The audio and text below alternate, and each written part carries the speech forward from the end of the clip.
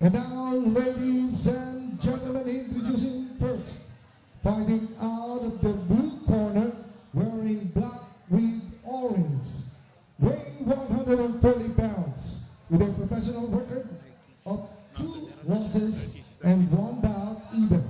He hails from Cagayan de Oro, Philippines, representing the Elode All-Star Gym of Cali, Cavite. Ladies and gentlemen, John Ray Talia.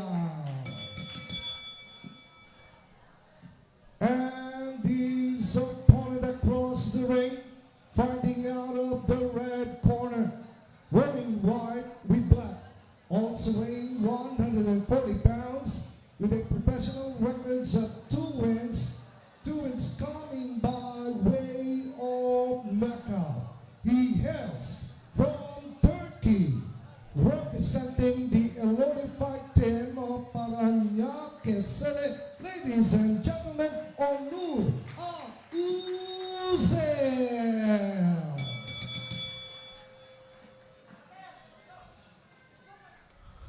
alam mo, na medyo na kiniliti ang isip ko kasi yung dalawang fighter, hindi naguhubad ng t-shirt. Akala ko amateur. Yung pala, niloloko tayo. Nakuhuba rin pala. Oo. Ang maganda lang dyan, Alvin, kung kanina nakakasaksi tayo ng mga pagsuway sa rules, ito naman dalawa, masunurin talaga. Masunurin talaga. Ano to, itong si Honor Ala Yusel is fighting out of Elorde Fight Team dito sa Paranaque. Originally, he hails from Turkey, but he also trains in Thailand. Yeah. Itong dalawang mamang to ay maglalaban sa 140 super lightweight division.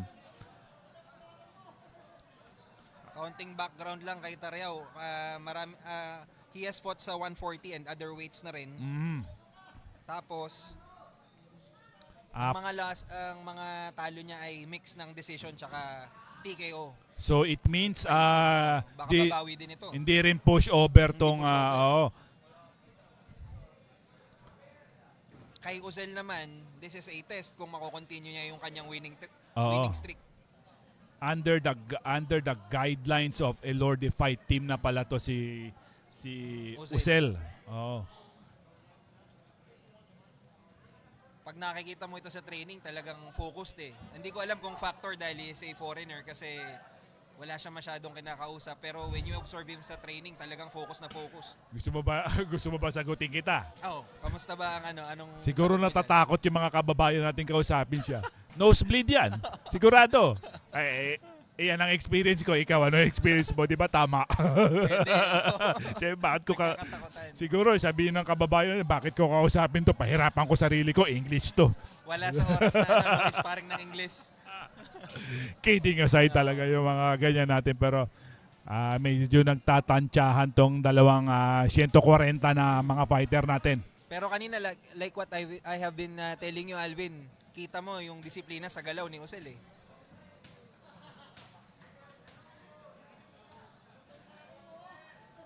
Pero si Tariao din is trying to evade yung pag-cut ni Uzel sa kanya.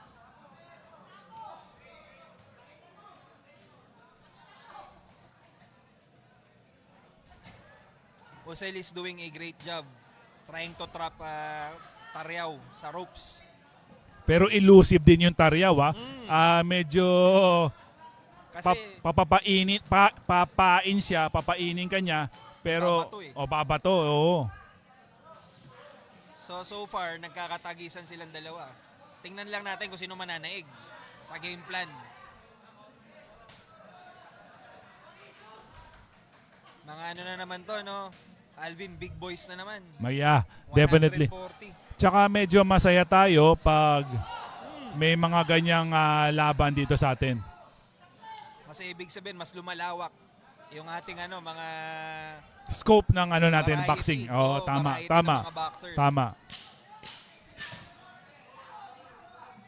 Tsaka magandang opportunity din sa kanila yan. Big money karaniwan, di ba, pag heavier weight divisions. End of first round, guys. Again, yung pinapanood nyo po right now is Uzel Originally from Turkey, but right now, he's fighting for Elorde Fight Team. And si Tariao naman, originally from Cagayan de Oro. Pero ang nabanggit kanina is from Kawit din ito.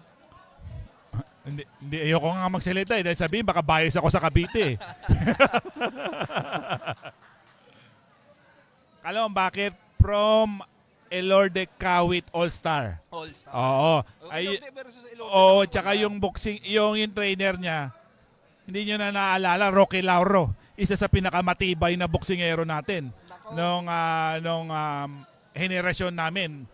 Namin, medyo matagal na. Ano yung pinakamagandang fight ni Coach Lauro na natatanda mo? I-google nyo. I-google nyo. Yung mga fans. Rocky Lauro, dumadayo kahit saan yan. Alam mo, nagkaroon na lang siya ng injury.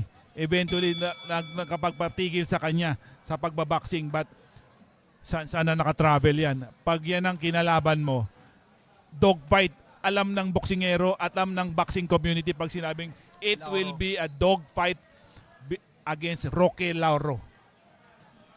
Well, kita naman kay Coach tsaka sa fighter niya.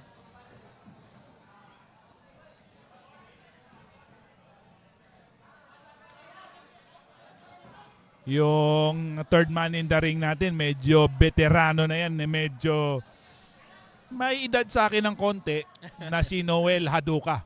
Isang international judge and referee. Tika libre. Ano pala to? Talagang international na international hanggang third man in the ring. Talaga naman. Isa talaga. Pero yun mo nasa loob ng ring na to, Turkey, Cavite, at kung saan saang lupa-lupa ng talaga naman. experiences combined. Of course.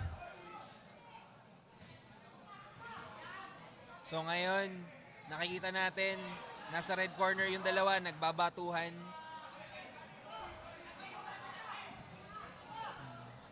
Si Ozel talaga focused on sa pagtatrap kay Tariao Right now, he's succeeding. Tumatama siya sa ulo at sa katawan. Pero si Tariao shakes it off. Gumalaw siya dun sa kanan niya. Back to the red corner. That left to the body did Mama yung isa send lumusot. Tariao down. Pag Ang ganda. sinimplehan natin to, Alvin, lalo na yung mga hindi pa nakasaksi kanina, more entries, more chances of winning. Ang daming pinakawalan ni Ozel. Yun yung isa sa shoot sa banga. Shoot sa banga. So nakascore siya doon na knockdown. Again, that body to left to the body, to the head.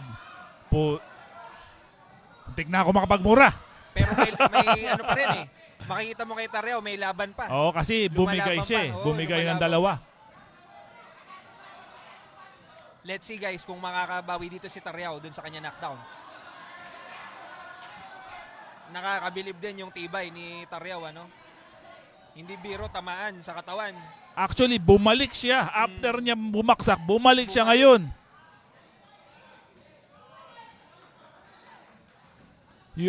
Di ba? Ang usual reaction, JP? Pagbaksak mo, kakapit ka, di ba? Kakapit. Ay, iba the other way around yung Tariao. Lumaban siya ng counter game. Ang problema, lagi siyang natatrap sa corners. Totoo. Yun yung hindi nag-work sa kanya. Again. Uzel send Tariao to the canvas for the second time dito sa dito sa round number 2. Same round. Umiling na.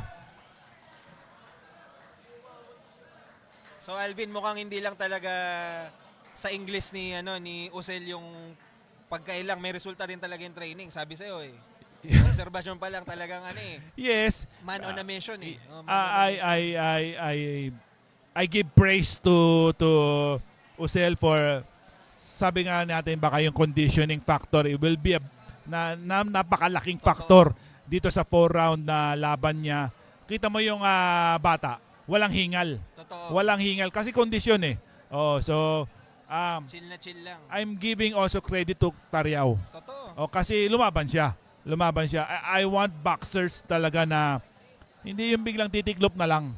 Yung at nagkaroon din siya ng opportunity para pumabor sa kanya yung laban. Pero I think the stamina, the power, and the resiliency of Usel. Give him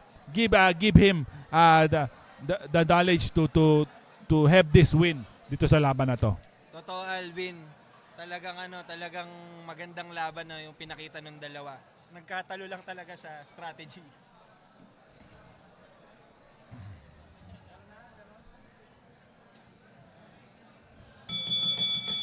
Ladies and gentlemen, your official time, 2 minutes and 59 seconds of round number